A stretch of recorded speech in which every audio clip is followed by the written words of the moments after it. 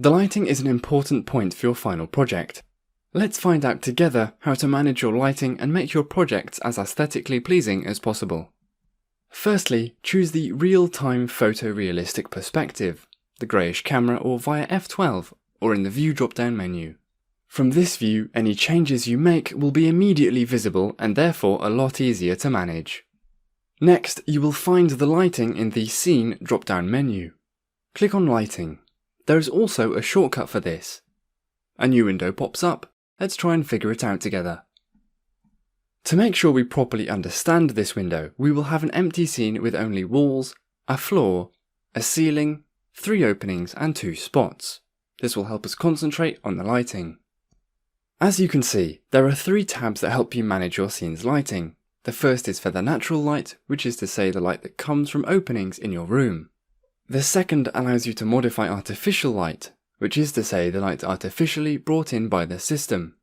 The third tab gives you the option of impacting each light source added in the scene independently from one another. By source of light, we mean spots under the furniture, under the ceiling, LED strip lights, i.e. all the elements that you would have added yourself. In the software, the sun arrives from the bottom left of the project by default. We will see together how to make the sun come from another part of the project. As an example, let's look at our scene. We placed 2 windows and a door. You can see that the sun indeed arrives from the bottom left. Let's take the first tab, Natural Light.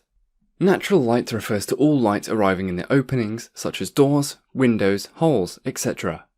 The first slider, Intensity, lets you manage the global intensity of the natural light. In other words, the light coming from different constraints in the room. The more openings in the room, the more luminosity, and therefore the more reason to lower this slider.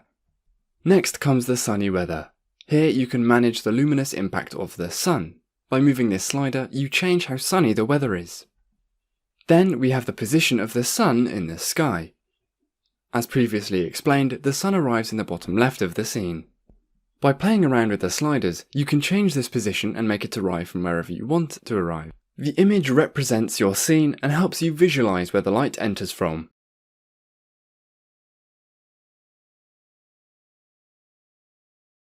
You can also calculate the position of the sun in the sky by entering the GPS coordinates of the place, the date, and the time of the sunny weather that you want. The sunlight won't be the same the 15th of April at 10 AM and the 5th of November at the same time, for example. The Shading Strength slider lets you adjust the shade contrast to have more or less impactful shade.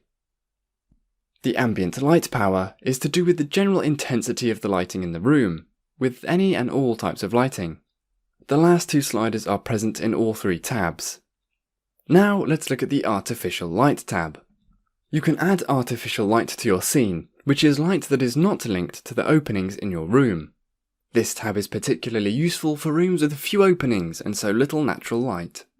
You can add 2 different types of artificial light, point light or spotlight. Here it is just a sort of halo of light. The software will never draw in a light bulb for lamps or spots in the ceiling. This is what point light looks like, and this is what spotlight looks like. You will notice that the halo is not the same. You can then manage the quantity of spotlight or point light lighting as well as their layout. One spot will create a diffused light as if it was coming from one central light fitting. 3 rows of 3 spots will give much more luminosity, as if you had 9 spotlights in your room.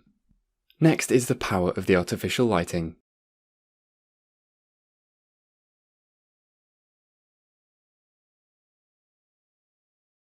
Here you can modify their strength. Finally, you can modify the colour of this artificial lighting. You can have it more yellow, more white, or even another colour.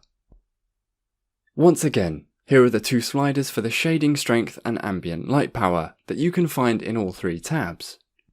Finally, let's check out the Light Sources tab. This tab is for the lighting that you yourself have added to the room. For example, spotlights from the Luminaire catalogue or Basic Forms catalogue, for example. By clicking on Cell, you can select 1 or more spots. In real-time photorealistic perspective, you will immediately see what you have selected. You can then modify the colour of the light emitted by the element, as well as its IES, which is the type of halo.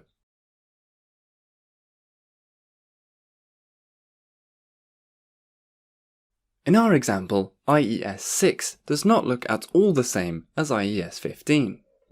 Finally, you can play around with the intensity of all the spots at the same time, or just the ones that you have selected. Please note that the number of openings in your scene, as well as the materials and colours used, will have an impact on the lighting. Indeed, shiny materials reflect more light than matte materials. That's why we advise you to always make your settings in the real-time photorealistic perspective, in order to quickly and efficiently adapt the lighting for each scene.